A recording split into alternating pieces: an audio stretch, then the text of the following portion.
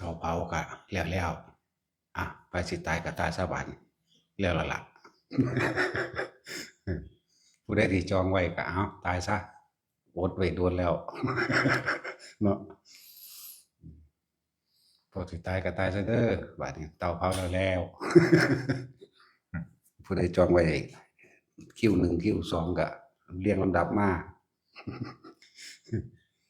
ลงทะเบียนไว้แล้วบัดตัดสินเจ้าจองคิวที่เท่าไหร่โอ้ยเหตุอะไรก็หนีบ่พ้นตายต่อไปก็ดีเนาะ มันเป็นเรื่องที่น่าคบคันได้เฮามันบ่ได้เป็นเรื่องที่ตาย้านหรือซีเรียสอิหยังกับมันเดะเรื่องตายนี่มันเป็นเรื่องเล็กน้อยบ่อยู่ในสายตาซะด้วยซ้ำไปบ่ได้อยู่ในสายตาซ้ำเดะจักบ่ล่ะบ่ได้ให้ความสำคัญกับมันเดะไอ้เรื่องเกิดไปเดะมันเรื่องใหญ่จักว่านี่แล้วเกิดมาแล้วจังซี่แล้วพวกเจ้าก็เกิดไปรอเวลาตายคือเก่าอยู่เนาะและสำคัญอยู่ที่จิต สิ่งที่สำคัญผู้ใดเข้าใจจิตผู้ใดจับความคิดเจ้าของใดว่าตอนนี้มันคิดไปทางเหตุให้เกิดความสงบหรือเหตุให้เกิดความอยากได้อยากดีอยากมีอยากเป็นโลภเป็นโทษแนวใดก็เอาธรรมะในตัวไปเทียบเอาเองหลักธรรมทั้งเบิดล้วนอยู่ที่จิตนี่แหละเด้อบ่ได้ไปอยู่หม่องใดคนเฮาถ้าเข้าใจสุขก็อยู่ที่จิตเขาไปยึดมั่นถือมั่นทุกข์ก็ต้องอยู่ที่จิตที่เขาไปยึดมั่นถือมั่นเหมือนกันเกิดก็อาศัยจิตความคิดต่างๆปรุงแต่งไปจิตก็เป็นศูนย์ร่วมของทุกสรรพสิ่งในสัญญาเวทนาสัญญาสังขารและวิญญาณก็คือจิตนี่แหละเรื่องอีกอย่างหนึ่งว่ามันก็จดจำต่างๆไปเบิดแล้วเรื่องสัญญารวมอยู่ในนี้ทั้งเบิดเลยเรียกจิตกับผู้รู้ผู้รู้กับจิตคืออันเดียวกันรู้หยังรู้สุขรู้ทุกข์รู้ร้อนรู้หนาวรู้เจ็บรู้ปวดรู้พอใจรู้บ่พอใจรู้ถ้าเฮาควบคุมบ่ให้มันคิดนี่หลักมันอยู่นี่บาดนี้บ่ให้มันคิดมโนปรุงแต่งวาดภาพจินตนาการแบบนั้นแบบนี้ไปได้แต่เฮามีวิธีควบคุมมันได้แล้วก็ได้เลยนั่นแหละคือหลักธรรมนั่นแหละคือหลักสิเฮ็ดให้พ้นออกจากการเวียนว่ายตายเกิดพ้นออกจากสิ่งทั้งหลายทั้งปวงนั่นแหละเป็นหยังที่เฮาฟังหรืออ่านมาในตำราองค์นั้นองค์นี้คือบรรลุธรรมเร็วแท้นะคือพระวักกะลิบอกบรรลุเร็วๆจังซี่เพราะว่าเขาเจ้าจับตรงจุดมันได้เลยนะพระพุทธเจ้าร่วมยอดมาว่าสิ่งทั้งหลายทั้งปวงไม่ควรเขาไปยึดมั่นถือมั่นเขาจะก็จับจุดมันได้เลยเนี่ยปุ๊บก็จะก็เดียวกับบรรลุนะนั่นสั่นแล้วสิ่งทั้งหลายทั้งปวงบุคคลเขาไปยึดอีหยังพายึดก็จิตนี่แล้วก็ความคิดนี่แล้วไปนึกไปปรุงไปแต่งให้สุขมั่งทุกข์มั่งพอใจมั่งบ่พอใจมั่งอยากได้อยากดีอยากมีอยากเป็นบัดถอนความอยากได้อยากดีอยากมีเป็นออกเบิดแล้วเพราะว่ามันรู้สรรพสิ่งทุกอย่างมันรวมอยู่ในนี่แหละรู้ว่าเกิดแล้วก็ต้องแก้ต้องเก็บต้องตายนี่แหละมันรู้ว่าทุกสิ่งทุกอย่างหาความที่ยั่งยืนบ่ได้ถ้าเขาไปยึดในความเปลี่ยนแปลงในความอนัตตาในความแตกดับทุกข์ก็เกิดขึ้นฉะนั้นก็เลยถอนออกเลยบ่มีอีหยังยึดอันเดียวสิ่งทั้งหลายทั้งปวงเลยเป็นแค่ว่าสิ่งหนึ่งเกิดขึ้นสิ่งหนึ่งก็ดับไปแค่นั้นเองบ่ควรก็ไปถือเอาเนี่ยเลยเอาจับเอาหลักยึดนี่เลยได้บัดนั่นแหละจับเอาบ่ให้มันคิดนึกปรุงแต่งจิตถ้าบ่คิดบ่นึกจิตถ้าบ่มีมโนอยากว่าบ่มีมโนนึกภาพแหมเอิ้นว่ามโนนึกภาพแหมวิญญาณก็เกิดบ่ได้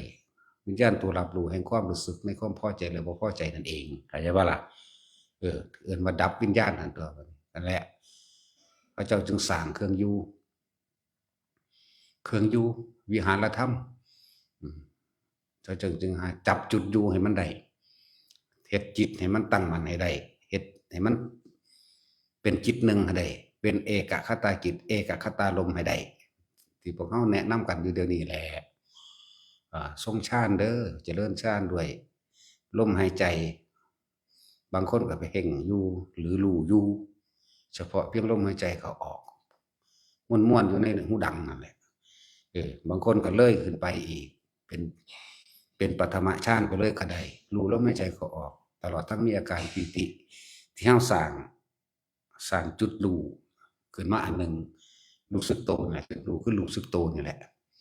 ที่ไปตรงกลางหน้าผากเขาเองเนี่ยบางคนก็ได้อยู่ทั้งลมหายใจตลอดทั้งอุณหภูมินั่นเองบางคนก็บ่มีลมหายใจแต่ว่ามีความรู้สึกอยู่ตรงกลางหน้าผากเลยกลางหัวเลยระหว่างทำกลางอกเลยนี่เอิ้นว่าวิหารธรรมวิหารทานก็ว่าบ่แม่นวิหารทาน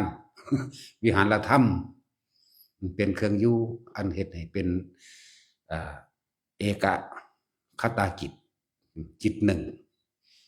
จากบาลาบาลนี่แหละจิตหนึ่งรู้อยู่ในความรู้สึกที่เป็นหนึ่งจึงเรียกว่าเอกคตาจิตเอกคตารมณ์นั่นแหละจิตหนึ่งในความรู้สึกที่เป็นหนึ่งรู้สึกตัวทั่วพร้อมณจุดใดจุดหนึ่งนี่แหละเหตุอยู่จังซี่แหละมันสิเปลี่ยนไปของมันเองดอกอันอื่นๆนั่นนะจริงๆอันอื่นๆมันก็เป็นของมันจังสั่นอยู่แล้วแหละเพียงแต่ว่าเฮาสินำเข้ามาคิดแล้วก็นึกปรุงแต่งมโนภาพต่างๆสารพัดไปบ่เท่านั้นเหมือนกับเฮามีความรู้สึกโตในอาการนิ่มนวลกลางคิ้วเฮาหน้าผากเฮานี่เนาะ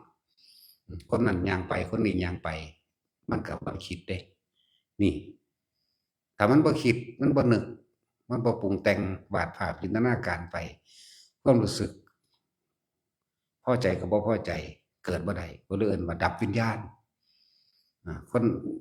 ทำความเข้าใจคำว่าวิญญาณให้ดีเด้อวิญญาณก็คือตัวจำนี่แหละตัวจำในความรู้สึกเอิ้นวิญญาณตาวิญญาณหูวิญญาณจมูกวิญญาณลิ้นวิญญาณกายรวมแล้วก็เอิ้นวิญญาณใจเอิ้นใจก็ว่าเอิ้นจิตก็ว่าเข้าใจบ่ล่ะเนี่ยถ้าเฮาบ่คิดนึกปรุงแต่งในคนที่ย่างมาย่างไปเสียงเขาเว้ากันโวกเวกโวกเวกนั่นนี่เฮาก็เห็นอยู่ซื่อๆนี่วิญญาณเกิดบ่ได้มันก็ดับไปเลยพบดับละความรู้สึกเกิดบ่ได้ในความพอใจและบ่พอใจเกิดบ่ได้ปกติความเคยชินของคนถ้าเฮาคิดนึกไปปุ๊บมันสิมีเด้อันนี้ผิดอันนี้ถูกแม่นบ่ล่ะถ้ามีผิดมีถูกดอกมันก็สิมีเหตุผลอื่นๆเข้าไปขัดง้างกันก็เกิดอารมณ์พอใจมั่งไม่พอใจมั่งที่บ่ตรงกับตัวเองยึดแม่นบ่แล้ว อะไรจังว่าถ้าเฮาควบคุมตัวนี้ได้ก็บ่มีปัญหาจิตมันสิอยู่เฉพาะมันอยู่กับความรู้ซื่อๆคำว่ารู้ว่างๆนี่บ่ได้แปลว่าบ่เห็นหยังบ่ยินหยังเด้อยากว่ารู้แบบว่างๆรู้แบบปล่อยวางบ่แม่นว่าบ่มีคนเว้ากันเถียงกันบ่แม่นว่าบ่ยินเสียงบ่ได้กินหยังเด้เขาเว้ากันเถียงกันโวกเวกโวกเวกเนาะคือจังคนกลุ่มหนึ่ง5-6คนจับกลุ่มกันกินข้าวเว้าพื้นกันเนาะเนี่ยโวกเวกโวกเวกอยู่หั่นแต่ว่าเฮาบ่ไปคิดนำเขาแหมนั่นแหละว่างรูปแบบว่างๆรูปแบบว่างๆรูปแบบบ่คิดรูปแบบบ่จินตนาการไปกับเขาแต่ว่ารู้อยู่ในเขาเว้าเรื่องใดเขานินทากันเรื่องใดเขาอิจฉากันเรื่องใดเขายกย่องไผเขานินทาไผเขาเว้าเรื่องเฮ็ดไร่เฮ็ดนาเขาเว้าเรื่องขายเงินซื้อทองเขาเว้าอีนั่นบ่ดีอีนี่บ่ดีลูกผู้นั้นเป็นจังซั่นรู้อยู่แต่ว่าบ่ไปคิดนึกปรุงแต่งนำเขาเข้าใจบ่ล่ะเนี่ยอารมณ์บ่เกิดบ่ได้วิญญาณก็ดับนั่นแหละพบก็ดับนั่นแหละบ่เกิดถ้าเป็นจังซั่นเฮ็ดให้มันได้เรื่อยๆเรื่อยๆตัวจังว่ามีการฝึกหัดนะมีการฝึกหัดตัวเองแม่นเฮารู้คำตอบบัดนี้ปุ๊บกูสิอดเอากูสิบ่คิดก็นั่นแหละคิดจักบ่ล่ะแม่นสิบอกว่าอย่าคิดแบบนี้อย่าคิดแบบนี้อันนั้นแหละคิดว่ามึงอย่าคิดแบบนี้นั่นแหละจักบ่ล่ะนั่นแหละจึงมีวิธีการฝึกไปเรื่อย การฝึกนี่คือเฮาเฮ็ดแบบสายตรงตรงบ่ได้อ้อมบ่ได้ค้อมเด้นี่อยู่กับลมหายใจทรงฌานทรงคือการรักษาในจุดๆหนึ่งหรือเพ่งอยู่ในอารมณ์ที่เป็นหนึ่งจักว่านี่เอิ้นว่าทรงไว้รักษาไปมันต่อเนื่องเรื่อยทรงมันต่อเนื่องไปเรื่อยมันจั่งสิเกิดกำลังความตั้งมั่นของมันเองหรือเอิ้นว่าสมาธิมั่งนะ สมถะภาวนาสมาธิภาวนาอันเดียวกันนี่แหละเรียกว่าเดียวกันนี่แหละเพียงแต่ใส่คนละสื่อดอกเพื่อให้เกิดความตั้งมั่นก็ต้องบ่หวั่นไหวถ้าหวั่นไหวบ่ทันได้ตั้งมั่นเพิ่นเลยมีหลายระดับนั่นแหละตามธรรมดาคนเข้าใจปัญญาสติปัญญาคนเพิ่นเลยแจกไว้3ระดับแบ่งไว้3ระดับนะปัญญาอย่างต่ำอย่างกลางและอย่างสูงนะสิเอาศัพท์เดียวไปเอาคำเดียวกันไปเว้ากับทุกระดับปัญญาหรือว่าคนเพิ่งเข้ามาปฏิบัตินี่เฮาสิเว้าศัพท์สูงบ่เข้าใจเฮาสิเว้าแบบขั้นสูงสุดบ่เข้าใจเด้คนระหว่างกลางถึงสิก็บ่เข้าใจเฮาต้องเว้าแต่พื้นฐานบัดนี้เฮาก็ฮู้แล้วว่าเขาฝึกหัดมานำเฮา3-4เดือนแล้วเฮาก็เว้าตัวยอดมันโลดก็ได้เขาว่าเขาฟังมาเรื่อยเขาเริ่มเข้าใจมากสำหรับคนที่เอาเถอะแม้นว่าจะมีความรู้มากเพียงใดก็ช่างถ้าบ่ผ่านประสบการณ์จริงในความรู้จริงของเจ้าของเอง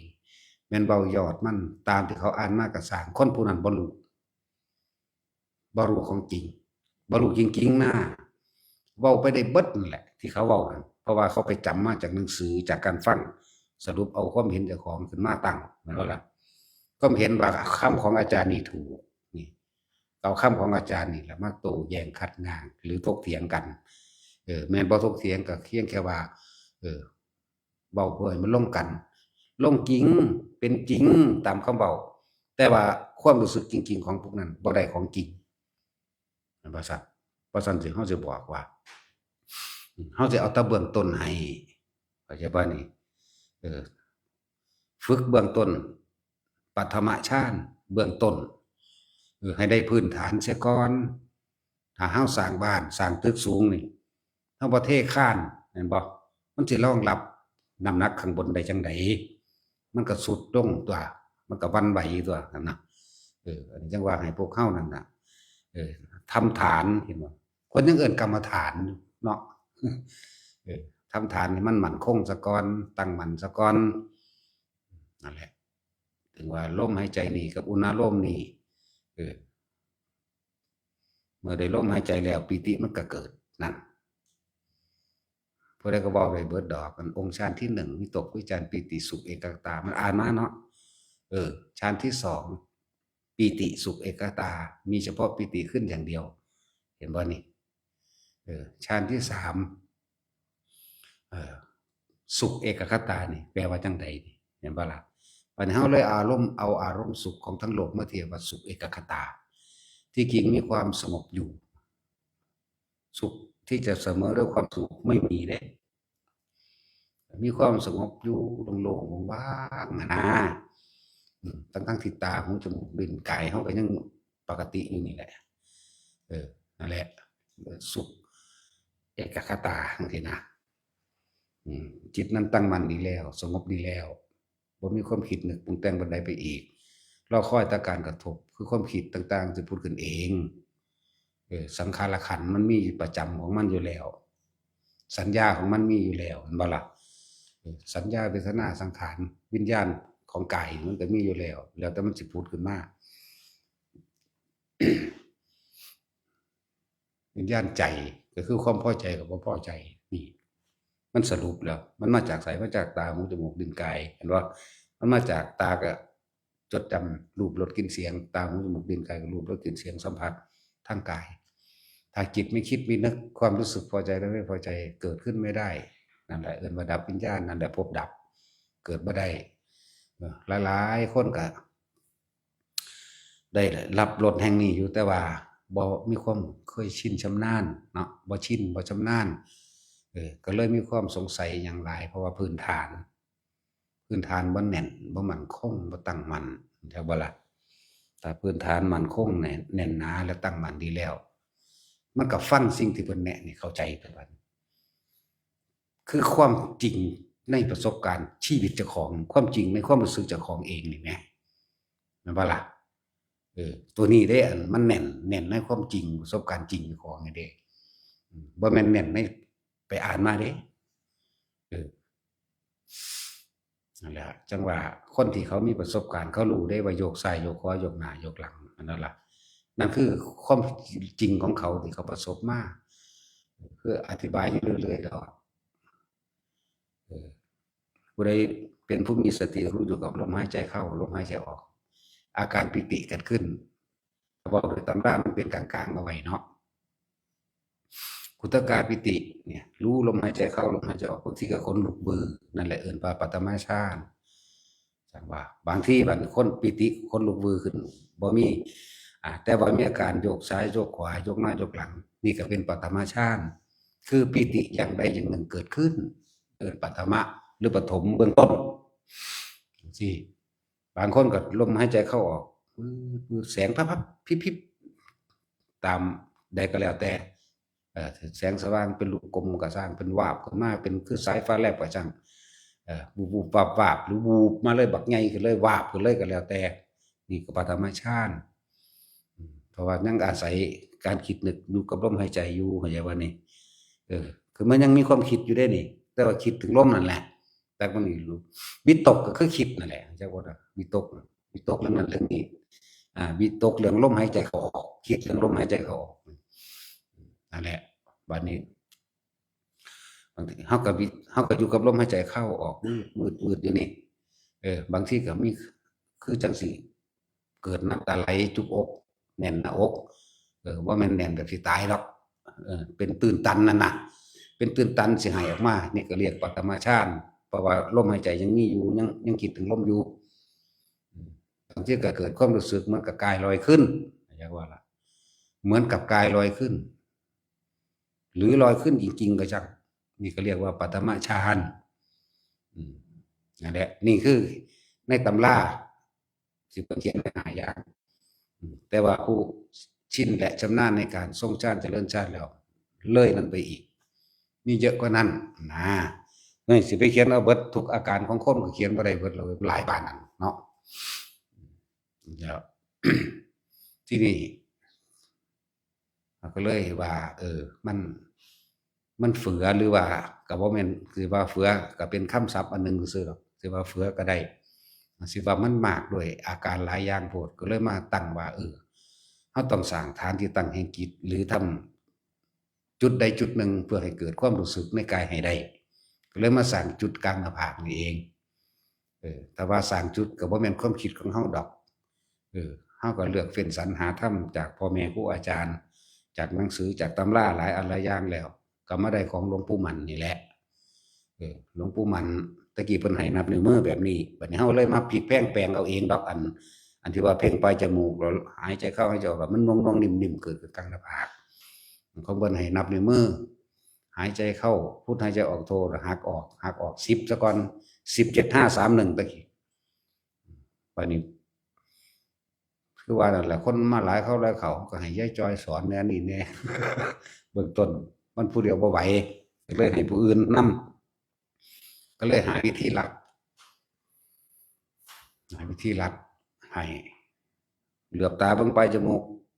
ก้มลงจักหน่อยจังซี่นะบ่ให้คอมันปวดบ่ให้ตามันเกร็งแล้วก็ค่อยหายใจเข้าหายใจออกหายใจเข้าหายใจออกมีความนิ่มๆนวลๆตรงนี้บ่ถ้ามีความนิ่มตรงกลางหน้าผากแล้วกลางคิ้วดีแล้วนั่นแหละว่าปฐมฌานอันนี้จากจุดนี้เด้อนะนั่นคนลูกสิพานสิแทรกซ้อนเข้ามากระจังนั่นสิโยกแทรกซ้อนเข้ามากระจังให้อยู่ในจุดเดียวคือกลางหน้าผากใจว่าล่ะงั้นเสียงปูปะแทรกซ้อนมากระจังปึ้งจุกอกเข้าไปคือปลื้มจิตน้ำตาไหลกระจังให้อยู่จุดเดียวกลางหน้าผากเด้อมันจะลอยมันจะโยกมันจะยังก็แล้วแต่จุดเดียวเด้อก็เลยว่าเฮ็ดให้มันเป็นจุดเดียวถ้าความรู้สึกจุดเดียวเพื่อสิบ่ให้มันสงสัยในต่างๆที่มันเกิดขึ้นนั่นเองก็เป็นจิตหนึ่งนั่นแหละก็เป็นสมาธิก็ว่า ตั้งมั่นอยู่ในหม่องในความรู้สึกเดียวเป็นเอกคตาจิตเอกคตารมณ์เนี่ยนี่เรื่องของปฐมฌานตัดออกบัดนี้ถ้าคนฝึกยืนเดินนั่งนอนคล่องแล้วในปฐมฌานนี่เข้าใจบ่นี่น่วงอยู่กลางหน้าผากเฮานี่กับลมหายใจนี่นั่งอยู่ก็เป็น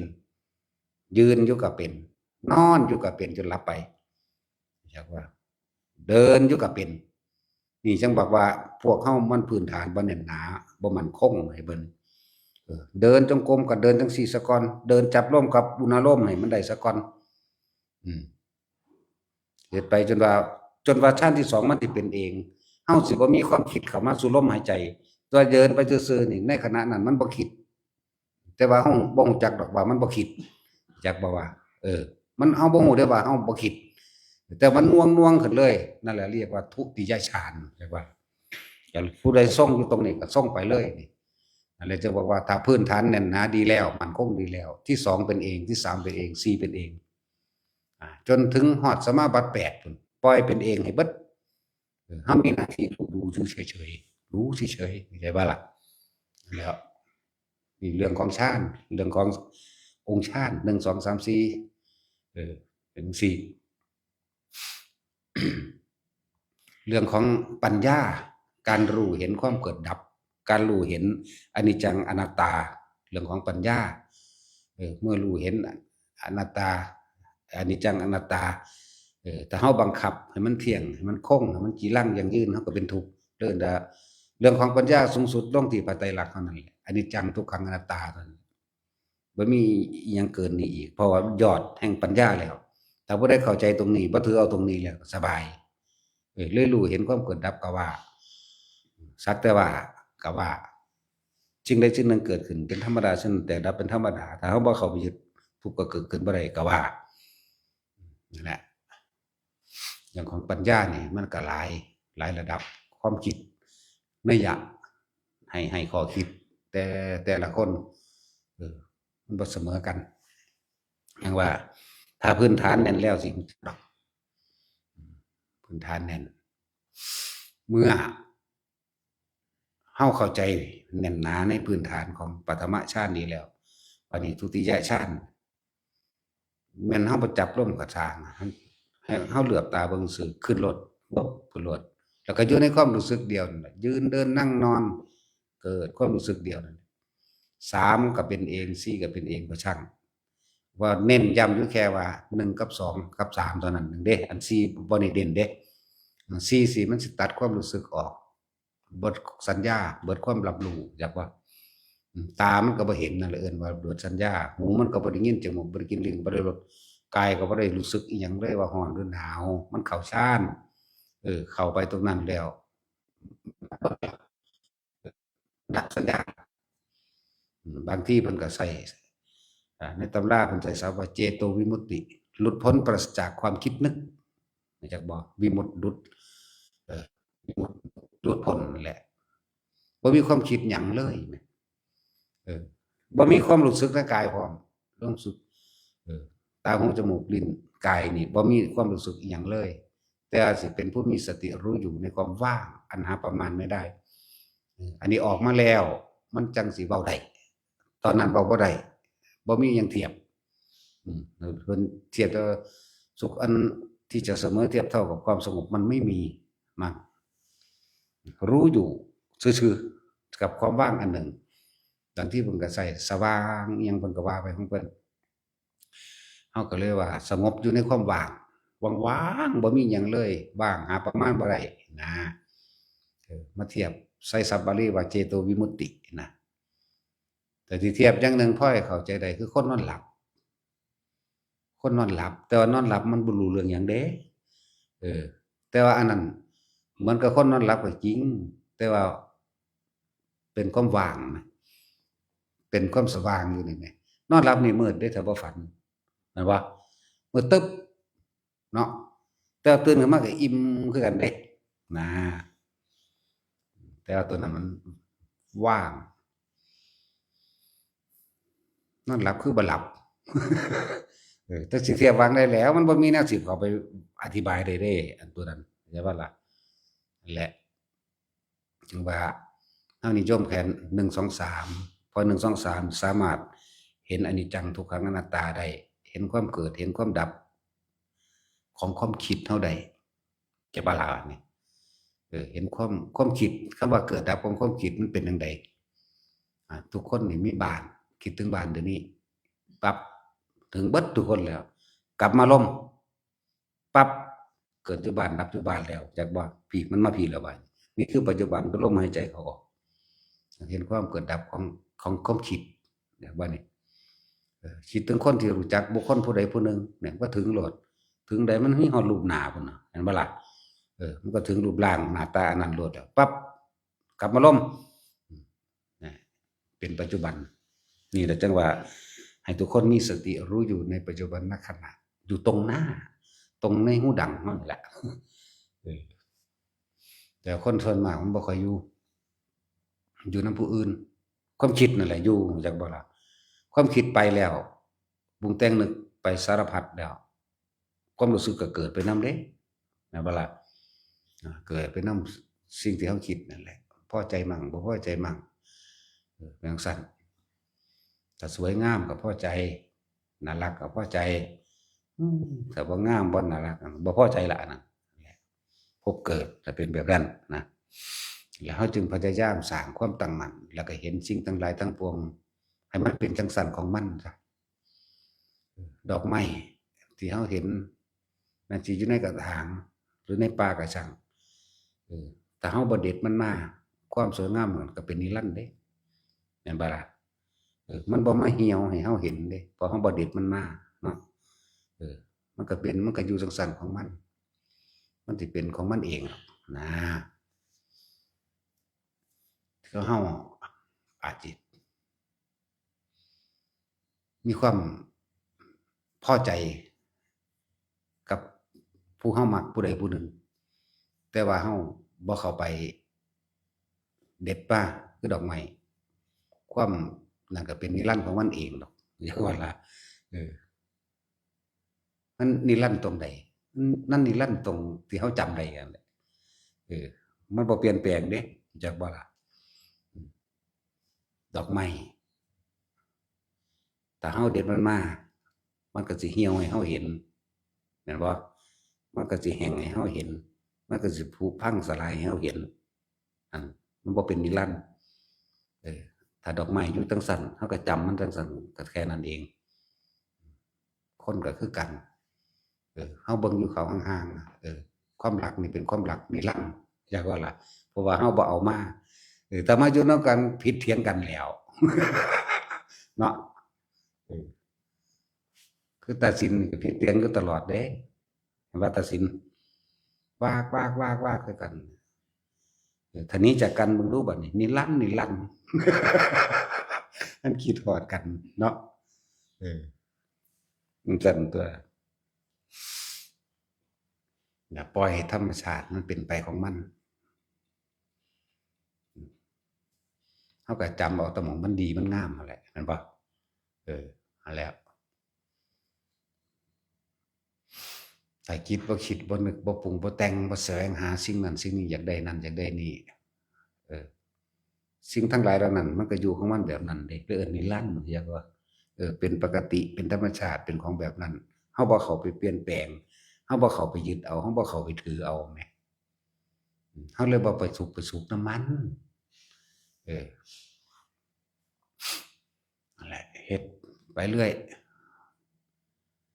ถึงว่าให้ทุกคนนั่นนี่ให้ตั้งมั่นและมั่นคงให้พื้นฐานมันแน่นหนาเถอะมันสิเห็นเอาเองดอกอันเรื่องอันนี้ก็อาศัยที่เพิ่นแนะอยู่เดี๋ยวนี้แหละหรืออาศัยพระพุทธเจ้าเพิ่นแนะไว้แม่นบ่ล่ะจิตไม่ใช่เราไม่ใช่จิตจังซี่แหมแม่นบ่ล่ะมีแต่รู้กับรู้เฉยๆแม้กระทั่งว่าจิตคิดนึกปรุงแต่งก็รู้แต่เราไม่ได้เป็นผู้ไปคิดกับจิตก็เลยเป็นแค่ผู้รู้อาการของจิตคือการคิดนั่นแหละถ้าเว้าไปจังซี่นั่นพวกขั้นต้นกับขั้นกลางบ่เข้าใจเด้แม่นบ่ล่ะความคิดนั่นถูกรู้เข้าใจบ่ล่ะ พวกระดับสุดท้ายมันเข้าใจอยู่ดิความคิดมันถูกรู้แต่ไม่รับเอานี่เข้าใจบ่ล่ะมันรู้อยู่เด้พวกปรมัตถ์นี่จักว่าล่ะมันกันสุดท้ายมันสุขมันฮู้แต่ว่าพวกเริ่มต้นหรือขั้นกลางบ่ทันรู้จึงบอกว่าให้มันค่อยๆข้ามให้มันค่อยๆไต่ไปของมันเองนะอย่าไปแทรกแซงหรืออย่าไปกำหนดคาดหมายเอาจะไปคาดหวังจะไปคาดคะเนจะไปหมายมั่นนะปล่อยมันเป็นของมันเองนั่นแหละความคิดถูกรู้เนาะแต่ในสิ่งที่รู้เราก็ไม่รับบ่หักพม่ารู้เฉยๆรู้นั่นก็ไม่ใช่จิตผู้นั้นนี่ธรรมดาบอกเออจิตก็ไม่ใช่จิตอีกผู้นั้นธรรมดาเด้อเออผู้รู้ไม่อยู่ผู้รู้อีกบัดนี้ผู้รู้ก็ไม่มีรูปร่างตัวตนอีกเนาะเนี่ยจักสิว่าไปจังใดเด้เนี่ยพวกนี้เขาเข้าใจอยู่พวกเขาเจ้าเป็นแล้วนั่นแหละเขาเจ้าก็เลยต้องเอาว่าเอากายมาเป็นสัญลักษณ์อันหนึ่งหรือว่าเป็นความรู้สึกอันหนึ่งพอให้เฮาเป็นเครื่องยืนยันตนเองว่าความรู้สึกเฮาบ่ไปนำสิ่งที่ตาเห็นหูได้ยินจมูกได้กลิ่นเข้าใจบ่ล่ะหรือลิ้นได้รสนี่เฮากินข้าวอยู่นี่รสชาติมันมีอยู่เพียงแค่ลิ้นนึงเด้ล่วงลำคอลงไปแล้วบ่ได้รู้จักหวานบ่ได้รู้จักเค็มบ่รู้จักเผ็ดเด้ลงไปเลยคอลงไปแล้วมีจัดบ่มีหวานเผ็ดเค็มเด้บาดนี้เนาะบ่มีเด้นัวก็บ่นัวหวานก็บ่หวานเผ็ดก็บ่เผ็ดเด้แต่เลยลิ้นลงไปแล้วนั่นว่าซั่นนั่นแหละมันก็เลยรู้ซื่อๆรู้อยู่เด้ล่ะหวานรู้อยู่เด้เลยเค็มจักว่าล่ะตาเฮาเห็นบัดนี้ตาเฮาเห็นคนสูงคนต่ำมันก็ฮู้อยู่คนสูงมันเป็นหยังคือสูงเนาะพอเฮาไปปรุงแต่งว่ามันสูง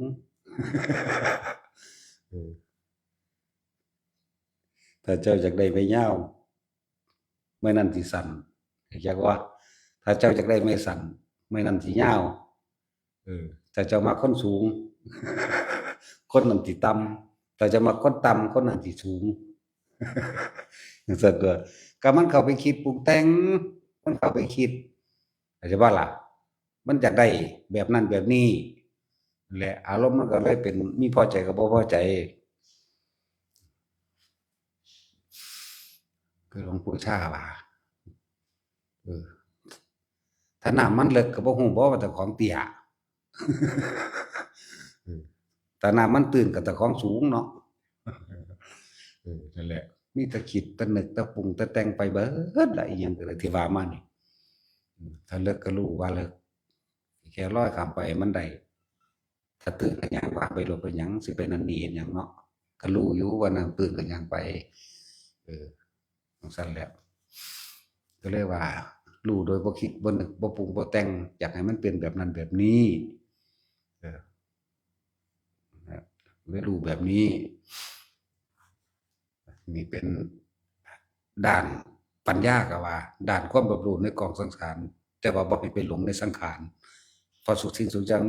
มันก็ปรุงแต่งของมันก็เป็นของมันแบบนั้นนะทุกอย่างมันมีเหตุเกิดเบิดนั่นแหละแต่ว่าเฮาสิไป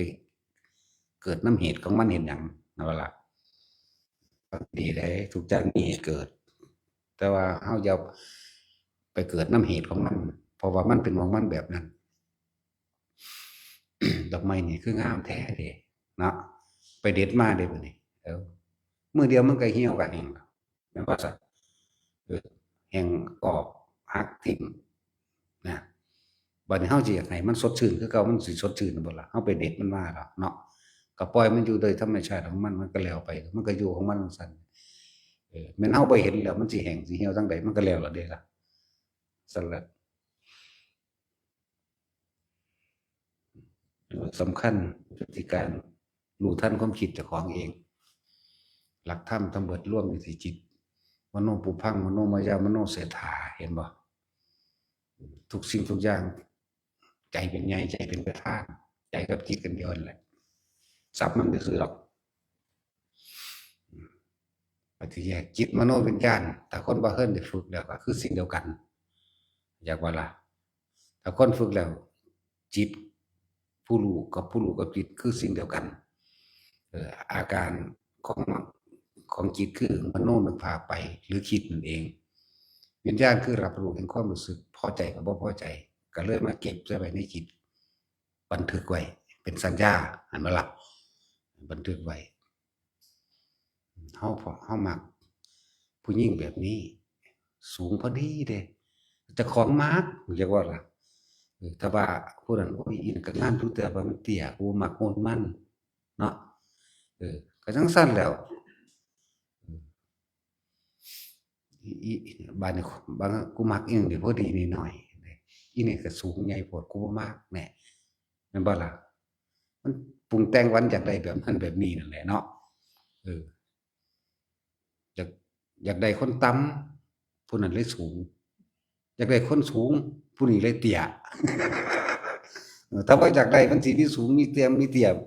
มีอ้วนมีกระดำมีขาวมาจากไสเอ่ยเนาะใช่แล้วนั่นแหละจังว่าฝึกอยู่กับลมฝึกอยู่กับอุณโลมจนเกิดความชินชาไปเรื่อยซะก่อนต่อมาก็มาอยู่ในชั้นที่สองที่สองคือนิ่มนวลกลางหน้าผากเท่านี้แหละถ้ามันคิดไปแล้วตัวนี้หายดึงกลับขึ้นมาก่อนคิดกลับขึ้นมาหาลมหายใจซะก่อนให้อุณโลมเกิดขึ้นอีกซะก่อนถ้ามันคิดไปอีกตัวนี้หายก็ดึงขึ้นมาซะก่อนคิดขึ้นมาซะก่อนดึงเดี๋ยวสิเข้าใจว่ามือดึงอีกคิดขึ้นมาลมหายใจอุณโลมขึ้นอีกจนว่าชินว่าอุณโลมขึ้นแต่ว่าความคิดมันคิดไปก็ให้สังเกตความรู้สึกนี่แหละบัดนี้ก็ยักที่สองแล้วเด้แต่ความรู้สึกตัวนี้ยังอยู่คิดมึงคิดไปโลดจนเกิดความเคยชินเข้าคักๆแล้วความคิดมันถูกรู้ได้จากบ่ล่ะความคิดถูกรู้ฟึบเข้าสู่ความว่างอีกระดับหนึ่งไปอีกได้บัดนี้นะและมันจะเป็นเอาเองหรอกบอกไปลวงหน้ามันจะคิดเอาอีกบัดนี้เว้าระดับแบบนั่งอยู่ซื่อๆนี่ว่างไปเบิดนี่ทุกคนเคยได้หม่องนี้หรือยังเคยเป็นหรือยังนั่นน่ะว่างจากสิ่งที่ตาก็เห็นหูก็ได้ยินได้แบบปราศจากความคิดนึกเบิดทุกอย่างบ่มีเลยเด้แต่ว่าก็เหลียวเห็นอยู่นี่เห็นเบิดทุกคนนี่แหละแต่ว่าว่างเบิดนี่นะนี่มันก็มีแบบนี้มันก็มีเด้ว่างจากสิ่งที่มีเลยเอิ้นว่าว่างจากสิ่งที่มีบางที่ก็แปลว่ามันสูงเกินไปในคนที่บ่ทันเป็นที่เข้าใจแต่ก็เบาอยู่ตอนที่เฮาเข้าฌาน4นี่มันเข้าไปเอาเองลองเอาความว่างตอนนั้นน่ะมาอยู่กับตอนนี้นี่แหมเห็นไหมบัดนี้มันสิต่างกันตรงที่ว่าว่างจากสิ่งที่ตาเห็นหูได้ยินแหมตอนที่มันเข้าไปแบบนั้นแหมนั่นแหล้วบางทีผู้ใดเคยเป็นแล้วก็เฮ็ดให้มันไปดูๆเอาแหละส่วนมากเวลาเฮาอยู่ผู้เดียวนี่มันก็ยุ่งสั่นแหละบ่มีความคิดจักอย่างเลยก็ได้แม้นเฮาสิเลื่อนเบิ่งอิหยังก็แล้วแต่บ่มีเดะความคิดถ้ามีคนถามจังคิดตอบกันรู้จักบ่ล่ะแปลงสั่นฝึกไปเรื่อยๆเอาเดี๋ยวมันก็เป็นเอาเองของมันดอกแต่เวลาคุยกันก็คิดตอบโต้กันเป็นธรรมดาเห็นบ่ครับเพื่อสื่อสารเกิดความเข้าใจกันแต่บ่มีความคิดมันก็สิเอาหยังมาเว้าเนาะมันก็ต้องเว้าไปสิ่งนั่นแหละเพื่อให้เกิดความเข้าใจกันนะเกิดความเข้าใจกันเพื่อมันลงตัวกันเพื่อมันบ่หยุดคิดสิบ่มีความคิดใดๆมันมีอยู่นั่นแหละอสังขตะหยุดคิดปรุงแต่งในสิ่งทั้งหลายทั้งปวงที่ตาหูจมูกลิ้นกายกระทบสัมผัสตามันก็หูอยู่ดอกในสัญญาของมันเองว่าหญิงว่าชายว่าดุงว่าต่ำว่างัวว่าควายว่าเป็ดว่าไก่ว่าต้นไม้ต้นนั้นต้นนี้ซื้อไว้จังซี่มันก็รู้ รู้โดยบ่ได้เว้าบอกนะรู้แบบบ่ได้เว้าดอกอ่าหูมันก็ยินอยู่เสียงนกนั่นเสียงนกนี่ตามสัญชาติของมันก็มีอยู่เสียงนกเขาห้องเสียงอีกาห้องจังซี่เสียงหมาเห่าจังซี่นะมันก็รู้อยู่มันนั่งบ่คิดนึกปรุงแต่งดอกหูตาหูจมูกมันก็ฮู้อยู่ว่าหอมว่าเหม็นดอกนั้นดอกนี้มันก็จื้อได้โดยสัญญาของมันอยู่แล้วคันบ่ปรุงแต่งสัญญาต่อไปอีกดอกมะลิมันก็ฮู้อยู่ได้ล่ะนั่นมันชินแหมเนาะดอกมะลิดอกไข่เน่าหมื้อนี้แต่ว่ามันก็บ่อยากได้เห็นไหมแต่ว่าก็ฮู้อยู่นั่นน่ะมันเลยบ่นึกปรุงแต่งเผ็ดเข้มแบบใดมันก็รู้อยู่แต่ว่าก็บ่คิดนึกปรุงแต่งแบบนี้แหมกายสัมผัสร้อนหรือหนาวมันก็บ่คิดนึกปรุงแต่งแหมความพอใจและบ่พอใจมันก็เกิดบ่ได้ซั่นตั่วนั่นแหละว่าให้ทุกคนพยายามฝึกเบื้องต้นให้มันเป็นซะก่อนถ้ามันตั้งมั่นดีแล้วมันจั่งสิรู้จักดอกตัวน่ะตัวที่เว้าไปนี่มันก็บ่หวั่นไหวของมันเองน่ะบางทีก็เพราะว่าจิตที่ถูกโลกธรรมกระทบแล้วจะไม่หวั่นไหวคือสิ่งทั้งหลายทั้งปวงที่ตาหูจมูกลิ้นกายของเฮาเองเออรูปรสกลิ่นเสียงทั้งหลายที่เฮาฮู้เฮาเห็นนั่นแหละแต่ว่ามันก็บ่คิดบ่นึกเลยว่าบ่หวั่นไหวมันก็ตั้งมั่นอยู่ของมันจั่งซั้นอย่างหนึ่งมันไปสรุปของมันเองโดยที่สุดแห่งปัญญาว่าแค่นั้นแหละนี่แค่นั้นแหละมันเป็นของมันแบบนั้นแหละเนี่ยมันก็เลยบ่อยากไปปรับปรุงไปเปลี่ยนแปลงอยากให้เป็นอีกแบบหนึ่งเหมือนกันนั่นแหละครับแต่เฮาอยากได้ไม่ไผสั้นๆลำนั้นก็ยาวถ้าเฮาอยากได้ยาวๆลำนั้นก็สั้นเนาะจั่งซั้นตั่วแต่พอคิดนึกแล้วมันก็บ่มีอิหยังสั้นบ่มีอิหยังยาวตั่วมันก็บ่มีคำว่าผิดหรือถูกก็บ่มีเนาะนั่นแหละจังว่าหลวงพ่อนี่บ่ได้ยืนยันตัดสินผู้ใดดอกเด้อแต่ว่าในอายุหั้นนะคือคำว่ายืนยันตัดสินนี่บางทีก็ผู้นั้นบรรลุหยังเข้าใจบ่ล่ะผู้นั้นได้อนาคาบ่ผู้นี้ได้อรหันต์บ่โอ้กูบ่รู้อันนี้บ่จักไปถามเขาเนาะนี่ยืนยันตัดสินแต่ว่าตอนแนวทางแบบนี้เป็นจั่งใดหลวงพ่อถูกแล้วนี่ก็เอาจากสิ่งที่ตัวเองผ่านมาก่อนน่ะมาเว้าบัดนี้ใส่ตำรามันก็บ่ผิดกันจังซี้นะถูกแล้วอะนะถ้าออกมาข้างปุ๊บนี่โอ้บ่แม่นจะเป็นแบบนี้กลับมาแบบนี้นะแต่ว่าตัวสุดท้ายมันบ่ได้ยืนยันตัดสินกับไผเดะเนาะผู้ใดสิได้โสดาสกิทานาคาอรหันต์บ่ยืนยันอันนั้นให้ลักษณะนั้น แต่ว่าทุกคนให้เน้นย้ำอยู่นี่แหละเน้นได้เน้นอันนี้แหละมองมันโลดเออ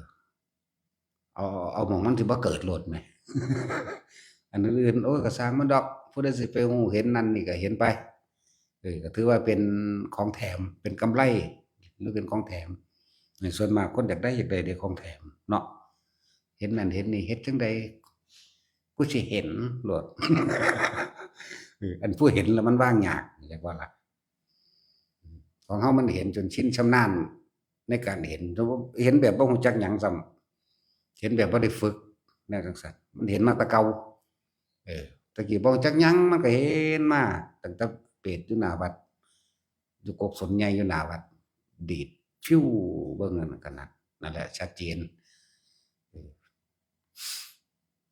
ก็เกิดความย้านอยู่เดะบ่แม่นบ่ย้านเดะตะกี้ก็ย้านคือกันนั่นแหละ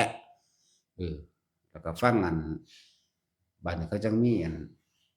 อิหยังนวนิยายกลางคืนมีเสียงผีหอน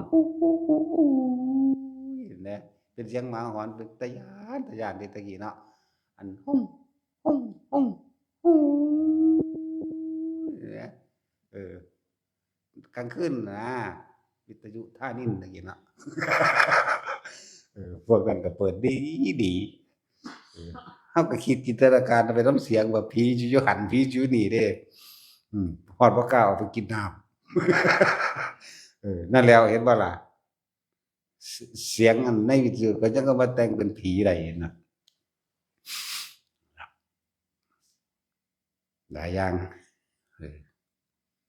มันบัดตอนมันสิเห็นมันก็เห็นแล้วโลดคันบ่มีแนวมื้อนี้ดอกเออซั้นไปห่างกับใส่กับหนูตะกี้เนาะใส่บ่วงใส่ลั่นกับฟันกับยันก็เอิ้นตะกี้นั่นแหละแม่นทั้งเบิดนี่แหละโอ้บักใหญ่4เมตร5เมตรพุ่นเด้อคนว่านั้นย่างตึกตึกตึกมาเด้บ่ได้เห็นผู้เดียวเด้เห็นบักหลายเด้เขาบักอินบักนายหมู่นี่แม่นเบิดนั่นแหละเห็นนำกันนั่นน่ะมันบ่ทันตายดอกยังอยู่หรือมันตายแล้วบุบ่ได้เห็นโดนแล้วเห็นนำกันบักหลายเด้5-6คนเด้บักอินบักนายบักแดง4 5 6พู้นล่ะ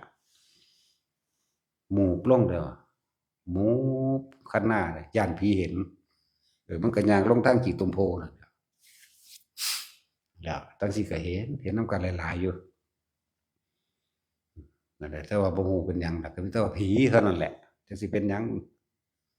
บ่ต่ำกว่า4เมตรดอกต้องคนใหญ่ๆซ้ำเห็นก็ถ้าสิเปรียบเทียบแล้วก็ประมาณ100เมตรประมาณ100เมตรประมาณนั้นแหละมันก็ย่างลงทางขี้ตมโพแล้วก็หายไปนั่นนั่นแหละก็มีก็เลยบอกว่าเฮามันเห็นมาตลอดนั่นแหละ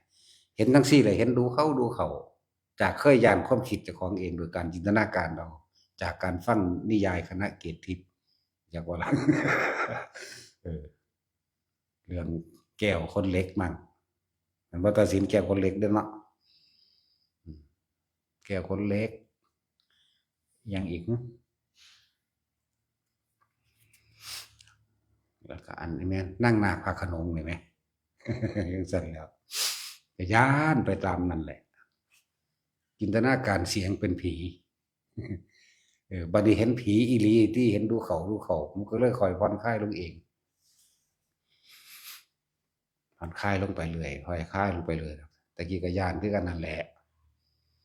กับเวลาเป็นหวัดมานี่แม่นโลดอันออกมากับขี้ดังก็หูดังเฮานี่ก่อนกูรู้อันนั้นไล่ทับเอาอยู่ว่าซั่นเออบัดนี้เซาก็เซาเอาเองดอกไปเลี้ยงงัวเลี้ยงควายเออให้นาให้นั่นสิมีโพนควายบักใหญ่อยู่ในหั้นแต่ว่านาเขาเจ้าเป็นดินทรายเออขวัดสิทรายน่ะถมเจ้าของเลยเซาเว้ยแต่พุ่นล่ะนี่ยังจื้อได้อยู่เดะว่ามันเซาทับเจ้าของเอาขี้ดินทรายน่ะทับเจ้าของแล้วก็หลับไปแต่ว่ามีพระพุทธรูปเป็นแบบพุทธชินราชจ้าออกมามือมันสิเซาหายเลยก็บ่ได้คิดหยังเดะมันเป็นเอาเองเดะแล้วจากนั้นมาก็บ่เป็นบ่ไข้อีกเลย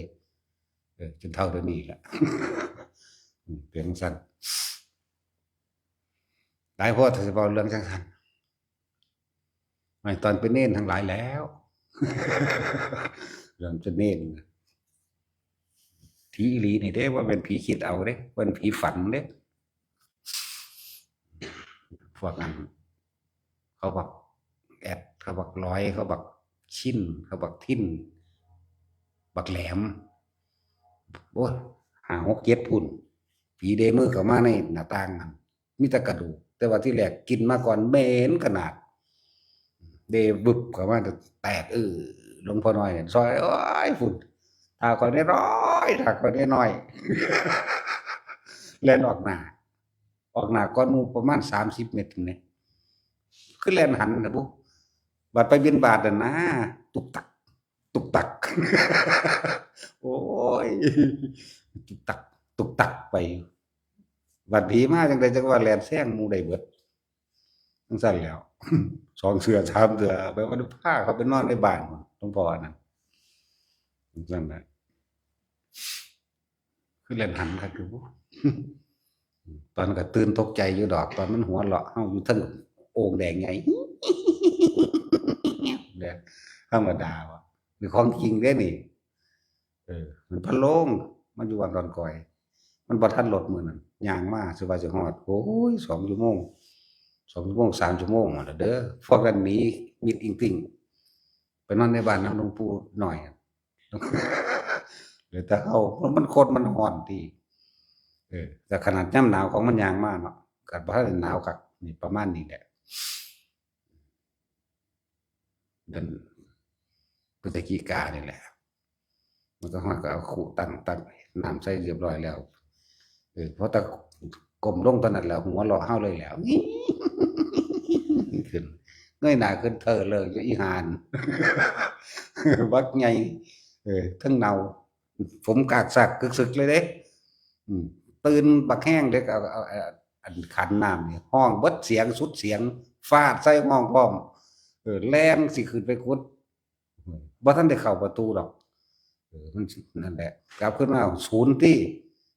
กลับมาก็โดดถีบสองขาพุ่นน่ะบึ้มบนขามห้วยขามปากโอ่งพุ่นอืมแต่ว่าก็บ่เก็บเด้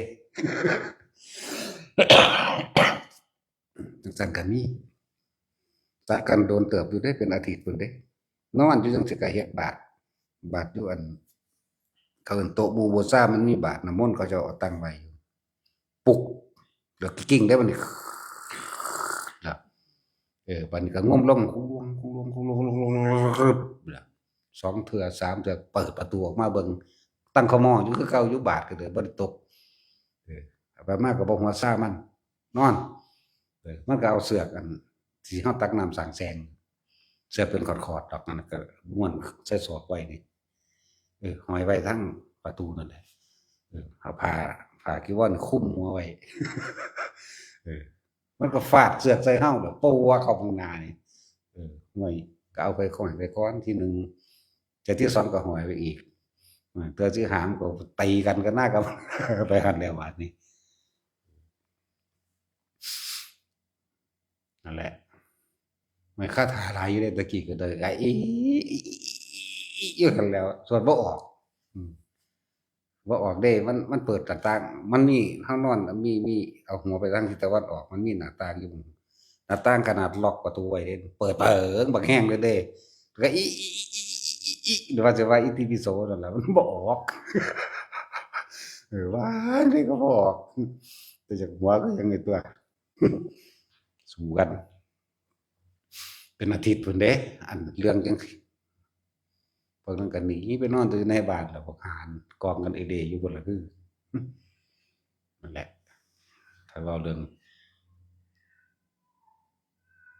จังว่ามาเจอแบบนี้ดูเขาก็เริ่มชินไปเรื่อยตั้งแต่กลับไปอั่นนอนอยู่โรงฆ่าสัตว์เก่าเฉพาะเขาจะย้ายหนีนั่นแหละไปก็บอกผู้ซักบักห่านี่ผีดึงขาเด้ดึงขาแกไปตลาดไปอีหลีนี่เด้เย็นจ้อยเข้าคอขาเฮานี่แหละ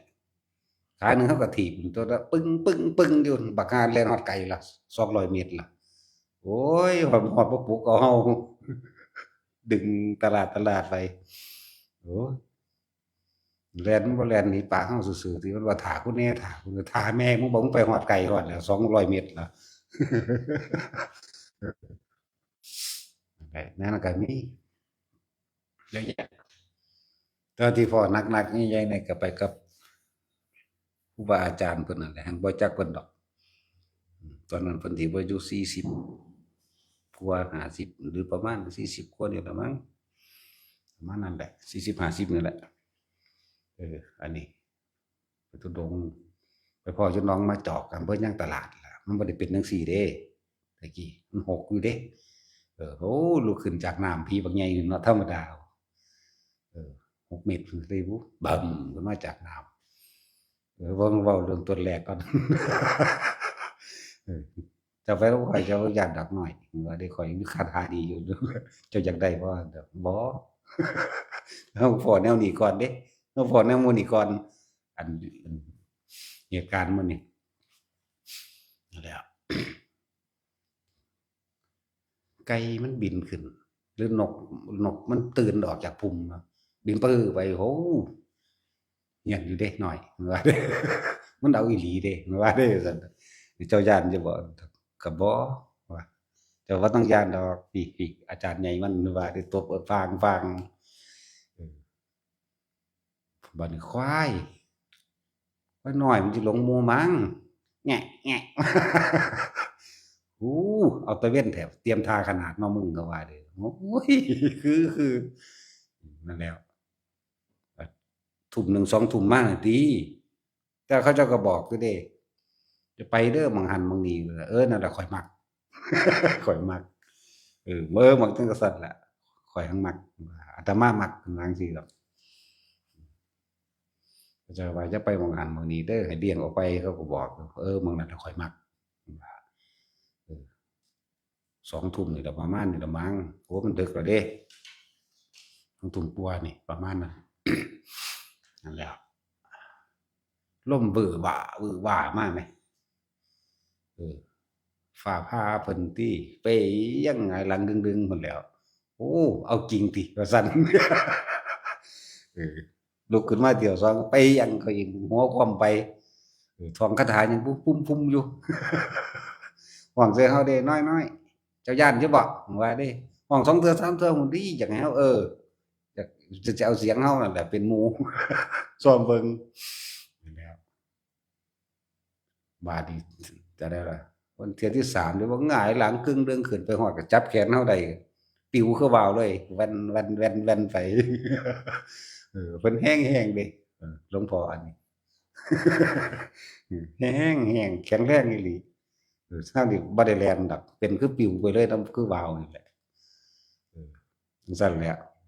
บัดนี้ไปหม้องที่หม้องมันเป็นตลกคักหลายขาล้มขุมอีปู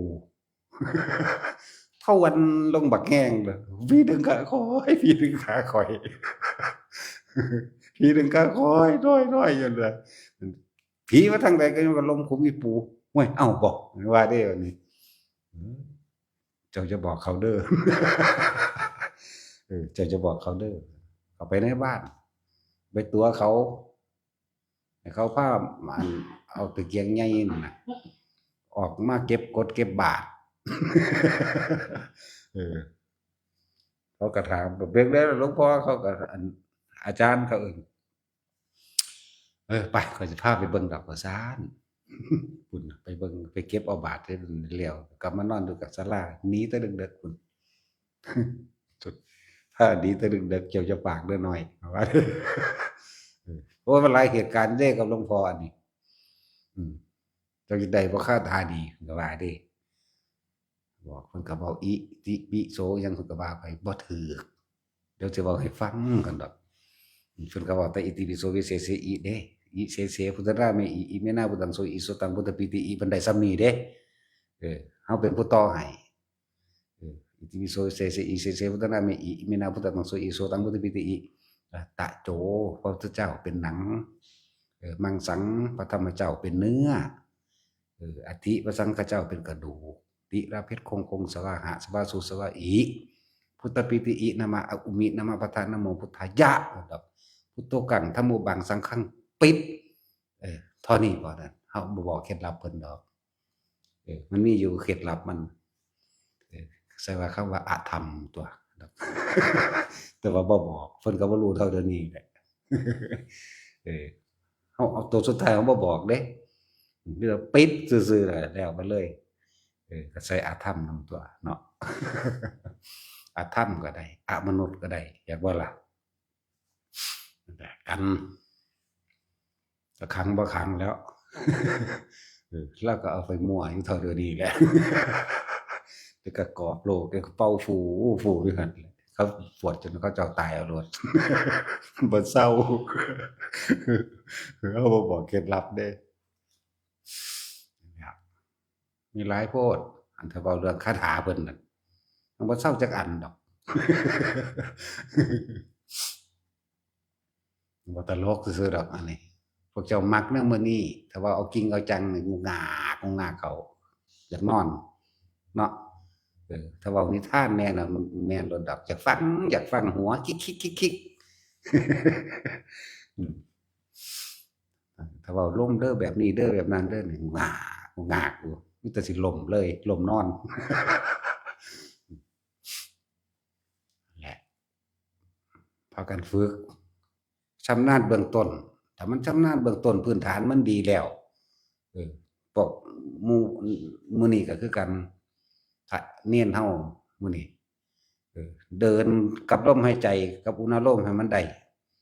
นั่งอยู่ก็ได้ทั้งลมหายใจและอุณโลมยืนเดินนอนนั่งจนชินชำนาญแล้วบัดนี้ต่อมามันจะขึ้นชั้นที่สองเองมีอาการอันปีติเองดอกแต่ว่านี่คือเป็นวิธีที่เฮาฝึกว่าจับจุดอุณโลมนั่นแหละเป็นวิธีนี้คือว่าตอนนี้มันมีแต่อุณโลมแล้วแต่ความคิดมันแล่นไปอุณโลมหายดึงกลับมาก่อนนี่เน้นเกิดความพอใจอยู่ไปเลยมันก็ค่อยอยู่นานเข้ดอกจากอยู่ได้1 นาทีบัดนี้มันเผลอคิดไปนำความคิดกลับขึ้นมาก่อนกลับมาร่มก่อนแล้วขึ้นมาอุณโลมอีกจนเฮาเริ่มจับความรู้สึกได้เองดอกเวลาใดความรู้สึกที่อยู่ในหน้าผากหรือหัวนี่ไปแล้วก็จะดึงขึ้นมาก่อนเฮ็ดจังซี่จนกว่าความรู้สึกตึงอยู่หน้าผากนิ่มนวลอยู่หน้าผากบางคนว่าต้นๆหยังก็ยาวๆหน้าผากยาวๆหรือหยังน้อไม่ใหญ่นั่นว่าแต่มาจากอันขอนแก่นไหมหน้าผากยาวๆหรือหยังนี่ละหรือต้นๆหยังเล่านี่แหละหรือตึงเอาบางคนว่าบอนๆแต่ตัวนิ่มนวลตึงๆต้นๆอยู่หน้าผากยาวนั่นแหละระว่าจังซี่ล่ะมั้งหลายคนก็สิเข้าใจว่ายาวๆออกไปเด้ที่จริงก็ความรู้สึกนิ่มนวลอันเดียวกันนั่นแหละถ้ามันคิดไปก็สร้างมันบัดนี้ขอให้ตัวนี้อยู่เหมือนเดิมถ้าตัวนี้หายเมื่อไหร่จังค่อยดึงขึ้นมาเฮ็ดไปเรื่อยตัวค่อยสังเกตความรู้สึกอยู่ในกายเดินไปจิตหนึ่งความรู้สึกอันเป็นหนึ่งมันเป็นสมาธิแล้วล่ะแต่ว่ามันสิตั้งมั่นหรือบ่ตั้งมั่นอยู่กับการที่เฮาสังเกตความรู้สึกเจ้าของเองไปแล้วปุ๊บความรู้สึกหายไปนำนี่คือดึงขึ้นมานั่นแหละเฮ็ดอยู่จังซั่นเฮ็ดจนมันชินชำนาญอยู่ในนี่แล้วในหน้าผากนวลๆนี่แล้วแม่นความคิดสิเกิดก็ปล่อยมันคิดโลดสิคิดนำมันดีบ่ดีมันคิดบ่ออกพู้นเด้เบิ่งกูสิซอยมึงคิดหายปึ๊บดับไปเลยก็มีเฮ็ดไปเรื่อยๆจนถึงขั้นบัดนี้สิอยู่ระหว่างปราศจากความคิดนึกเด้สงบได้บัดปราศจากความคิดนึกชั้น3จักบ่ล่ะที่เพิ่นว่าสุขเอกคตาที่จริงมันบ่มีความคิดนึกอิหยังเลยแม้กระทั่งว่าความรู้สึกอยู่หน้าผากอะบางอาจจะบ่มีจักบ่หน้าผากหรือกลางหัวแต่ว่าสิเป็นความรู้สึกโปร่งๆโล่งๆระหว่างท่ามกลางอกกว้างๆเด้บ่มีหยังแต่บ่มีฮอดความคิดนะนั่นแหละอยู่ใน3ระดับนี่พอเฮาอยู่จังซี่แหละเดี๋ยวจะคอยจับความคิดได้เองดอกเดี๋ยวสิเห็นดอกอันคนผู้นั้นสิจับเปื้อนจับส้นจับเงื่อนมันได้เองดอกความคิดไม่ใช่เราไม่ได้เป็นผู้คิดอยากบ่ล่ะจังซั่นความคิดนั้นถูกรู้เลยเอิ้นว่าสักแต่ว่ารู้แต่ไม่รับเอาเข้ามาสักแต่ว่ารู้แต่บ่รับเอาเข้ามาบ่มีอารมณ์เกิดพบดับวิญญาณมันดับพบมันก็ดับนั่นแหละมันยังมีดอกช่วงทุกคนเคยเป็นอยู่ดอกมันสั่นเกินได้มาถามโดยความสงสัย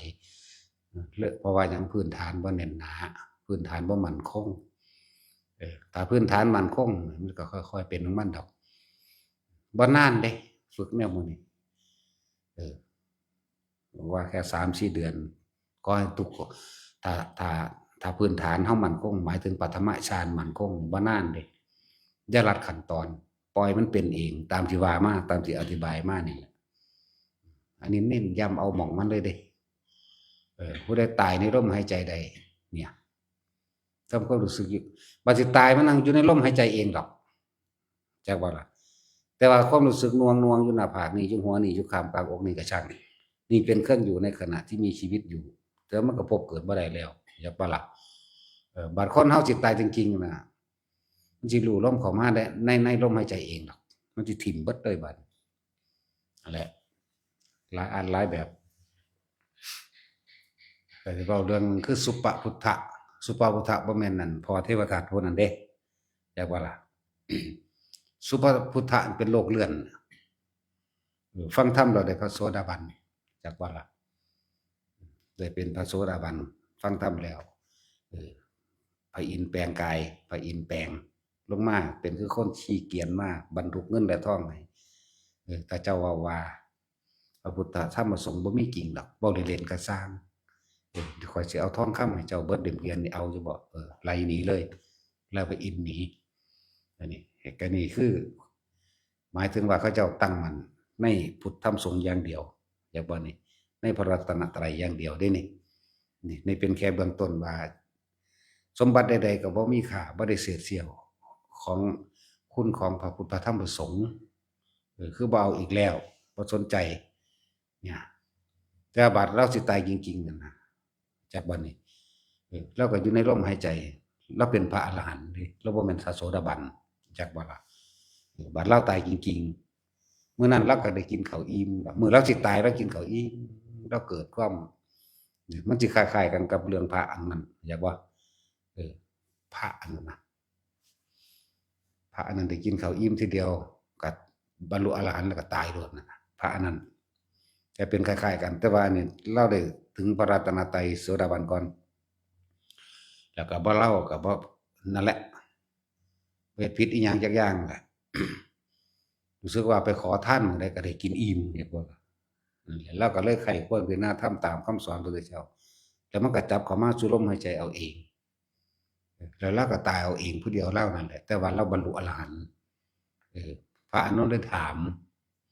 ว่าสุปาปุตตะมีคติอยู่ที่ใดพระเจ้าค่ะสุปาปุตตะเป็นผู้บ่กลับมาเกิดอีกแล้วแล้วตายในลมหายใจเลยนี่สงสารแล้ว แต่ละเรื่องแต่ละเรื่องนำเข้ามาไม่ตั้งแต่จากนี้ทุกคนเอายอดมันโหลด เอายอดมันโหลดติดมาเปรียบมาเทียบเลยจากไหนไปนิพพานทั้งหมดบ่จากไหนมาเกิด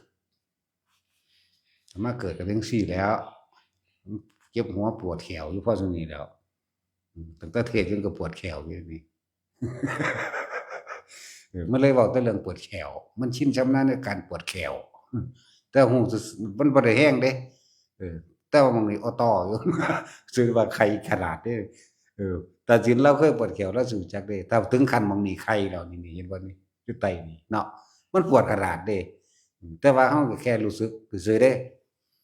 จังว่าแต่ปล่อยแมงหลุดออกเอาเองโลดซั่นดอก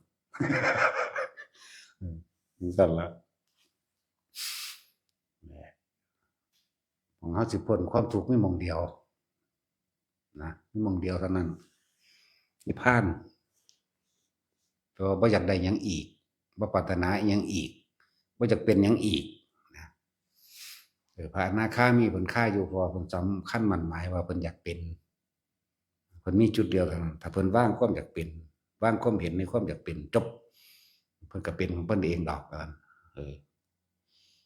เพราะว่าเน้นย้ำแต่ละคนให้ถ้าพวกเจ้าชินชำนาญในพื้นฐานในปฐมฌานแล้วทุติยฌานเป็นเองตติยะเป็นเองจนถึงฌาน4มันก็เป็นเองอยู่แล้วอัน5 6 7 8นั่นน่ะก็ช่างมันดอกผู้เขามีอุปนิสัยวาสนาเขาเป็นมาก่อนแนวนี้ซะโดยซ้ำไปก็เลยว่าอยากบอกไปหลายบอกไปเฉพาะพวกเขาเข้าใจได้นั่นแหละพวกอรูปฌานทั้งหลายพวกว่างมันดุจดังอากาศพวกว่ามันกับมีหรือบ่มีมื้อนี้บ่ต้องเว้าไปมันบ่เหมาะกับพวกเฮา มันน้อยคนที่สิเป็นจังซั่นนะก็เลยว่าจะเว้าไปได้อยู่ว่าได้เบิดล่ะกรรมฐาน40แล้วก็ได้เหนือกว่านั้นอีกหลายกว่านั้นอีกก็ได้แต่ว่ามันเหมือนกับว่าเฮาเอาแค่ว่าใบไม้นำกำมือก็พอละหรือเศษดินแค่ปลายเล็บก็พอที่มาเว้าให้ฟังซุมื้ออยู่นี่อย่าว่าล่ะมันแค่เศษดินที่ปลายเล็บความรู้มากมายมหาศาลบ่มันอ้อมขนาดว่าเป็นไปในการตรัสรู้หรือเกี่ยวกับกับศีล10อย่างแกรู้เฮ็ดได้เบิดนั่นแหละแต่ว่าส่วนมากมันจะไปทางไมก่อนเรียกว่าล่ะ เริ่มบ่นิยมฝึกให้ไปแต่พวกเขาสิมีอุปนิสัยเป็นเองเขาก็เป็นดอกบ่มีหยังมีอภินิหารมากเท่ากับลมหายใจดอกหน้าเนาะพระอานนท์เพิ่นก็บรรลุแล้วเพิ่นก็คือเหาะเหินอากาศได้อยู่เนาะบ่เห็นว่าเพิ่นสิสำเร็จหยังเด้เป็นโสดาปฏิมรรคนั่นแหละพระโสดานั่นแหละ ใจสี่อย่างศรัทธาเพิ่นก็ตั้งมั่นอยู่แล้วบ่ล่ะเรียนว่าศรัทธานุสารีทิฏฐิปตะกายสักขีคือเพิ่นบวชจักว่าล่ะนี่แหละสี่อย่างนั่นแหละในตัวเพิ่นเองปัดมือเพิ่นสิบรรลุคือกงกมโกะขึ้นใส่เตียงหนึงได้ล่ะบ่ทันได้หัวถึงหมอนกมโกะเออจินตนาการเอาตัวข้านกมโกะคือสินี่หนาแข้งลงแล้วนี่ก็บรรลุโลดแหน่แล้วมือเฮาจังว่าสะสมไปเถอะสะสมไปเรื่อยๆบรรลุบ่บรรลุก็สร้างมันดอกมันจั่งสิไปดอกก็เลยว่าหรือโอวาทปาติโมกข์ที่เพิ่นบอกไว้นะให้สังสมสิ่งที่มันเป็นกุศลคิดแล้วเกิดความสงบเย็นเกิดความสบายใจคิดแล้วพูดแล้วก็ทำแล้วบ่มีความกังวลเร้าร้อนบ่คิดกังวลกับมันกับเรื่องที่พูดที่คิดที่ทำนะ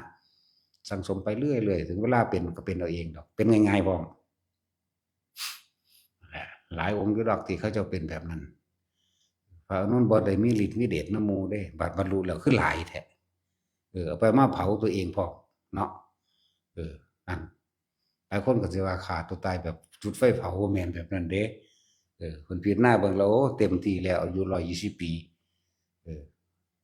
ญาติพี่น้องก็สิมาแย่งกระดูกกูละเนาะนี่ขึ้นไปสู่ระหว่างท่ามกลางแม่น้ำโลหินีอธิษฐานจิตเตโชกสินเผาตัวเองแบ่งกระดูกให้พร้อมพุทธครึ่งเรียกว่าล่ะนี่เมืองเทวทหะบ้านพ่อเมืองแม่นี่บ้านทั้งนี้เรียกว่าล่ะจังซั่นแหละพระอันล่าหนว่าตาย39ปีนี่แหละ39ปีอายุเพิ่นน้อยเด้ไปเผาตัวเองอยู่ดาวดึงส์อยู่แทนกำพลศิลาอาจอยากว่าล่ะปันทุกกำพลศิลาอาจหมายถึงนางบางทีหมองนางเขาจะว่าล่ะสั่นแหละแต่ที่เฮาเห็นได้ยินได้ฟังมาพระอรหันต์ทั้งหลายมันตายหมดแล้วเด้พวกเขาก็สิตายคือกันเด้จักว่าล่ะตายคือเพิ่นบ่เนาะแต่ตายคือเพิ่นใครอยู่เด้บอกเสมอเด้บ่มีผู้ใดหนีพ้นความตายเนาะคนเฮาเกิดมาหากินซ้ำตายเจ้าสิใหญ่ปานใดก็สร้างบ่มีผู้ใดใหญ่กว่าโลกดอกเนาะบ่มีผู้ใดอำนาจมีอำนาจเหนือความตายดอกกรรมยุติธรรมที่สุดบ่มีผู้ใดมาปรุงแต่งให้ได้กฎหมายหาความยุติธรรมบ่ได้ดอกแต่ว่ากฎแห่งกรรมยุติธรรมเสมอแล้วก็ให้ผลบ่ผิดโตพร้อมอย่าไปเงินไปงอมันสิรวยพันล้านหมื่นล้านแสนล้านก็ช่างเถอะบ่เป็นเครื่องรับประกันว่าเป็นคนดีดอกเครื่องรับประกันว่าเป็นคนดีคือไม่รังแกเบียดเบียนทำร้ายให้ผู้ใดเสียชีวิตและทรัพย์สินทั้งคนและสัตว์และสร้างประโยชน์ต่อทั้งบุคคลและสัตว์ทั้งหลายอันเป็นประโยชน์แห่งสาธารณกุศลนั้นด้วยนี่จึงเป็นเครื่องรับประกันคนดีแม่นบ่ล่ะอาชีพขอทานอาชีพรับจ้างต่างๆนานาสารพัดเฮ็ดไร่เฮ็ดนาปลูกผักปลูกหญ้าหาของขายด้วยความซื่อสัตย์สุจริตนั่นแหละอาชีพอันประเสริฐจักว่าล่ะคดโกงมาร่ำมารวยพวกเจ้าอย่าไปเงิดมึงเป็นเศรษฐีในเมืองคนแต่ว่ามึงจะไปทุกข์ทนที่สุดอีกต่างหากในเมืองผีในเมืองอเวจีธรรมดาบ่ฉะนั้นเฮาพยายามให้ภูมิใจในตนเองโลดสิได้ยินได้ฟังธรรมนี่เห็นบ่ล่ะบ่ต้องไปเงิดดอกอันรวยแสนล้านก็สร้างกินข้าวแค่อิ่มมันในท้องมันนั่นแหละบ่กินเลยออกมาทางนอกดอกเนาะมันบ่กินสวดออกมาทางปากดอกมันก็กินอิ่มแทนแน่นท้องมันน่ะมันก็เซาตัวเนาะอย่าไปเงิดนะสิขี่เครื่องบินก็ขี่ไปโลดมันก็ตกมาตายในดินนี่แหละเนาะกับไฟเผาคือเก่าอยู่แหมเนาะนั่นแหละว่าให้พวกเขานี่มีความพอใจแล้วที่ได้พบพระพุทธศาสนามีบุพเพสันนิวาสศาสตร์เกิดนี่บ่เสียล่ะรู้จักบ่ก็เสียศาสตร์เกิดล่ะที่ได้มาฟังได้มาฝึกหัดได้มาปฏิบัติตนเอง พวกนั้นมันเสียศาสตร์เกิดเด้แล้วก็สิเสียไปอีกนานเลยก็สิได้มาเกิดเป็นคนพวกโกงกินน่ะบ่ได้เงิดเฮากินทีเดียวเนี่ยเฮาก็ยังรำคาญอยู่โอ้เพิ่นน่าสิพากูกินเดือนละเทื่อเนาะอันนี้มันแค่กินมื้อละเทื่อก็ยังรำคาญอยู่เดะเนาะพอกินมื้อละ3เทื่อ4เทื่อนี่แม่เบิ่งมันบ่คันหย่ำบ่เนาะ กินสเต็กยังกระดูกกระดอกกระเดี่ยแต่คอรอคาแลอันนั้นเป็นแต่แซ่บซื้อกินแขวแม่งเบิดเอาโลด จั่งซั้นแหล้วคิดเบิ่งคักๆโลดหากินซ้ำตายเบิดไผก็ดีผู้เศรษฐีมหาเศรษฐีสตีฟจ็อบส์คนมาเฮ็ดหยังนี่ล่ะให้เฮาโทรศัพท์นี่ล่ะเนาะอายุสั้นๆนั่นเด้ล่ะ50กว่าปีบ่ตายซ้ำหนีปะเงินบักหลายหมื่นล้านเนาะก่อนสิตายก็กินข้าวคือกันล่ะวะ มันตายเพราะมันเลยบ่ได้กินข้าว นั่นแหล้วหลายคนเอาหน่ายบ่ต้องไปสะออนเขาดอกพวกนักบินอวกาศมึงสิไปฮอดดาวอังคารดาวพลูโตมึงจะไปโลดมึงก็มาตายในดินนี่แหละมึงบ่ตายไสดอกมันก็ฮอเนี่ยมันก็ฮอเข้าไปกินนำอยู่เด้เนาะแม่นบ่ซั่นพวกไปหาเลี้ยงงัวเลี้ยงควายก็ฮอเข้าไปกินคือกัน พวกเขาสิไปดาวอังคารก็สร้างมนุษย์ก็ฮอเข้าไปกินคือเก่าล่ะแน่แค่นั้นนึงเด้บัดนี้นั่นแหละบ่มีผู้ใดพ้นดินไปได้หรอกนะแม่นบ่ซั่นขนาดนกมันบินอยู่ทั้งฝ่ายจนชินแล้วก็มันก็ตกลงมาตายในดินนี่แหละเนาะจังซั่นตัวอย่าไปเงิดจะว่าพอใจกับสิ่งที่ตัวเองมียินดีในสิ่งที่ตัวเองทำเพราะว่าเฮาเฮ็ดนี่บ่ได้เบียดเบียนทำลายบ่ได้เสียชีวิตทรัพย์สินเด้เฮาสิบ่มีความกังวลว่าไผสิมาตีมาฆ่ามานั่นเฮาเด้นั่นแหละอยู่กับลมหายใจดีที่สุดจังว่าให้ภูมิใจให้พอใจในตัวเองจังว่านี่กูบ่เสียศาสตร์กูมาเจอพุทธศาสนาแล้วนั่นแหละและคำว่าพุทธะก็คือรู้ด้วยตนเองให้รู้โตพุทธะแปลว่ารู้สึกตัวทั่วพร้อมธรรมะตามความเป็นจริงเข้าใจบ่นี่จริงคือเกิดแก่เก็บตายจริงคือสันโลกเป็นไปตามกรรมจริงคือบ่มีหยังจีรังอย่างยืนทุกอย่างเป็นอนิจจังเป็นทุกข์เป็นอนัตตาทั้งหมดทุกอย่างเกิดดับนี่จริงคือจริงแบบนี้สังขารคือสงเคราะห์ตัวเองนั่นเป็นจะไปพึ่งพาผู้อื่นเถอะบาดสุดท้ายสิตายมาบ่มีผู้ใดเอาทองคำเอาเพชรเอาเงินหลายๆไปซื้อความตายได้ครับแต่ทางความป่วยซื่อๆมันก็ยังซื้อบ่ได้ความแก่มันก็ยังซื้อบ่ได้เนาะนักวิทยาศาสตร์มันสิเก่งแม่งส่ำใดมันคือบ่เฮ็ดให้ป้องกันป่วยกันแก่กันตายนี่เนาะแม่นบ่ซั่นนักกฎหมายมันคือบ่ออกกฎหมายมาว่าห้ามตายนี่เนาะนี่แม่มึงนี่ ตำรวจขึ้นมันคือบ่ไปจับความตายขังไว้มันให้คนตายเฮ็ดหยังเนาะตำรวจก็ดีมันคือบ่จับความตายไว้อยากว่าขังไว้บ่ให้มันมาให้เหตุให้ผู้อื่นตายตำรวจก็เลยนักกฎหมายก็บ่ออกตายนักวิทยาศาสตร์บ่สร้างเครื่องป้องกันความแก่เก็บตาย2ตัวแม่นบ่ล่ะมีผู้เดียวพระพุทธเจ้าเฮาเท่านั้นน่ะสอนออกได้แต่เฮาต้องเฮ็ดเอาเองดิบ่แม่นเพิ่นเฮ็ดให้เนาะนี่แล้วมีผู้เดียวที่บอกวิธีบ่ตายนอกนั้นตายเบิดนั่นแหละเทิงให้พึ่งตนเองพร้อมบ่ให้ไปพึ่งพาอาศัยพร้อมบ่อาศัยผู้อื่นนี่พระพุทธเจ้าสอนเฮาเองว่านั่นแหล้วสิไปหวังหยังกับว่าฝึกรอพระเจ้ามานั่นพระเจ้าจักผู้ใดเป็นพ่อแม่มันเนาะ จักผู้ใดเป็นปู่เป็นย่ามันบุพระเจ้าก็เลยเนาะ